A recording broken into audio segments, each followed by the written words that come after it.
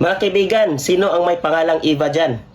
Alam nyo ba nga ang pangalang Eva ay galing sa salitang Hebro na Chava, na ang ibig sabihin ay nagbibigay buhay o pinagmula ng buhay. Ito ay direktang binigay na pangalan ni Adan sa kanyang asawa na si Eva, yung salitang Chava. Mababasa natin sa Genesis chapter 3 verse 20. Sabi dito, pagkatapos nito, pinangalanan ni Adan ang asawa niya na Eva dahil siya ang magiging ina ng lahat ng tao.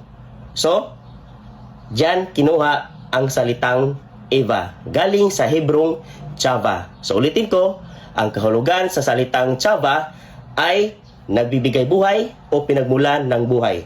Ang salitang Chava ay kinukuha sa salitang ugat na chaya sa Hebro, no? Chaya, na ibig sabihin buhay, nabubuhay o buhay na nilalang. So, mga kaibigan, sino ba ang mayroong pangalang Eva? Diyan kinukuha ang iyong pangalan. Diyan galing. Yan ang pinagmulan.